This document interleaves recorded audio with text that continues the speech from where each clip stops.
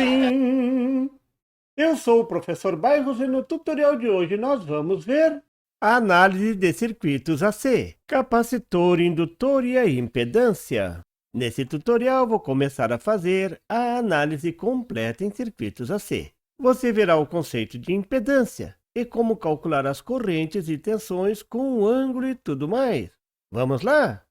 Eu já mostrei como calcular a corrente em um circuito com capacitor e indutor. Está na descrição desse vídeo. Agora vou mostrar uma solução matemática em que o ângulo de atraso, a defasagem, aparece na solução. Isso não é fantástico? Veja no circuito da figura, onde tem uma fonte AC senoidal de frequência igual a 60 Hz. A frequência sempre deve ser escrita no circuito. Mas, se não for escrita, considere 60 Hz. Essa tensão AC poderia ser o secundário de um transformador de 12 volts. A pergunta é, determine a corrente C no circuito. Como calcular a corrente? Você até já sabe. É só usar a reatância. A corrente é igual à tensão dividida pela reatância capacitiva. A reatância capacitiva é igual a 1 sobre 2πfc. Isso dá 265,26 ohm. A corrente será igual a 12 volts dividido por 265,26 ohm.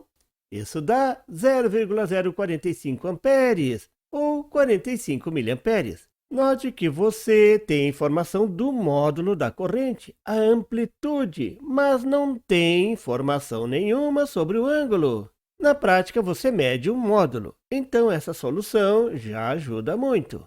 Mas agora vamos evoluir, vamos acrescentar o ângulo. Como?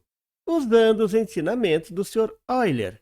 Sim, um grande matemático, para escrever um número que esteja defasado de 90 graus. Basta escrever o J para indicar a defasagem de mais 90 graus. Ou menos J para indicar a defasagem de menos 90 graus. Nesse caso, como a corrente está adiantada, ficaria mais J 45 miliamperes. Simples assim, mais J menos J. Na prática, os J devem ser colocados antes de resolver a equação. E no final, esse J vai aparecer automaticamente. E aí, olhando para o J, você vai dizer se o resultado está atrasado ou adiantado. Como fazer isso? Colocando o J nas reatâncias e depois considerando esse J um número imaginário. Sim, isso mesmo, aquele mesmo número imaginário da matemática. Aqui será escrito como J para não confundir com o I de corrente. Lembra? Esse I é igual à raiz quadrada de menos 1. Feito isso, é só analisar o circuito usando os números imaginários. Quem diria que você iria usar os números imaginários? Parecia tudo imaginação, mas não. Os números imaginários existem na prática, na eletrônica. Analisar um circuito usando os números imaginários é analisar o circuito no mundo das impedâncias. Isso mesmo, outro mundo, outra dimensão. Quando você for analisar um circuito usando as impedâncias, vamos imaginar que você irá para outra dimensão, a dimensão Z, a dimensão das impedâncias. Mas vai mudar tudo! Não, tudo que você aprendeu antes, lei de Ohm, lei das malhas, lei dos nós, associação de resistências, que agora você vai chamar de associação de impedâncias, tudo poderá ser usado exatamente como você aprendeu antes. E isso é o melhor da história. Vamos aprender agora como escrever os componentes que você já conhece na forma de impedância. A resistência é o mais simples, não precisa mudar nada. Não tem defasagem entre os ângulos da corrente e tensão, mas você vai escrever as impedâncias na forma de um retângulo. O capacitor vai ser escrito como menos JXC. Esse menos indica que a tensão está atrasada em relação à corrente. Note que a impedância relaciona o ângulo da tensão em relação à corrente. O indutor vai ser escrito como mais JXL. Esse mais indica que a tensão está adiantada em relação à corrente. Lembra quando eu falei nos tutoriais passados que esse seria um detalhe importante? Agora vou usar a dimensão da impedância para resolver o circuito do exemplo. Vamos ver como fica?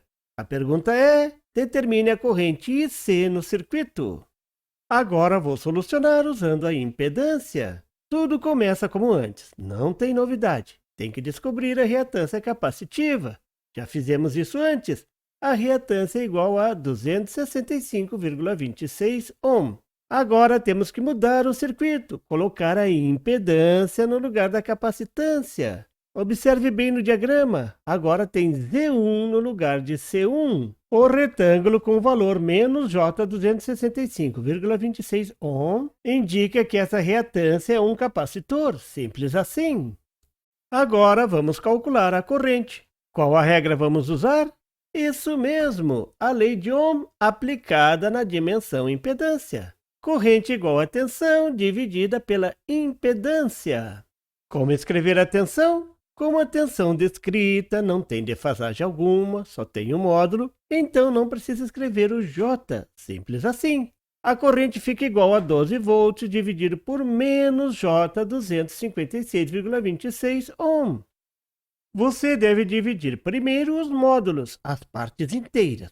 12 volts dividido por 256,26 ohm, isso dá 0,045 amperes. Claro, o mesmo resultado de antes, não podia ser diferente, não é mesmo? Esse é o módulo, a grandeza que o instrumento mede. E agora, o que fazer com J? Agora você terá que relembrar as aulas dos números complexos, lá do segundo grau. Lembrou? 1 sobre menos J, o J passa para cima trocando o sinal.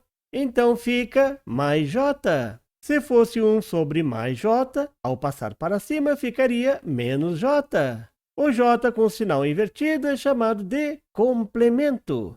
Então a solução completa fica mais J, o complemento de menos J do denominador, vezes o módulo 0,045 amperes. Note que agora tem informação do ângulo, coisa que não tinha antes. O mais J indica que a corrente está adiantada em relação à tensão, que tinha ângulo zero. Viu como é prático trabalhar com a impedância? Agora veja o circuito da figura. Tem um indutor no lugar do capacitor. A pergunta: determine a corrente no circuito.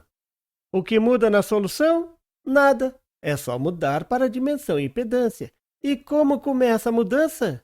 Transformando o indutor, primeiro calculando a reatância. Olha a equação, substituindo os valores, calculando dá 0,75 ohm. Vamos desenhar essa impedância no circuito. Note que agora é mais J 0,75 ohm.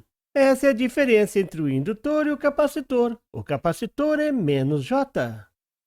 O restante é só usar a lei de Ohm aplicada à impedância. Corrente é igual a tensão dividido pela impedância.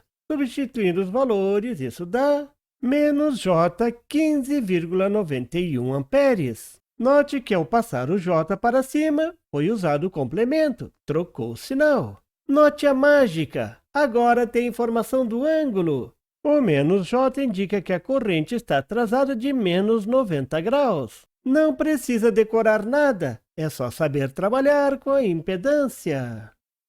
Você viu neste tutorial como mudar de dimensão na eletrônica, como passar para a dimensão da impedância, uma dimensão imaginária que irá ajudar a analisar circuitos AC.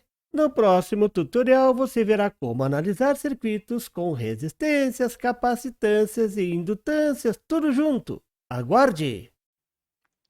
E por favor, se você não é inscrito, se inscreva e marque o sininho para receber as notificações do canal. E não esqueça de deixar aquele like e compartilhar para dar uma força ao canal do Professor Bairros. E não tem site? Tem sim! É www.bairrospd.com. Lá você encontra o PDF e tutoriais sobre esse e outros assuntos da eletrônica. E fique atento ao canal do Professor Bairros para mais tutoriais sobre eletrônica. Até lá!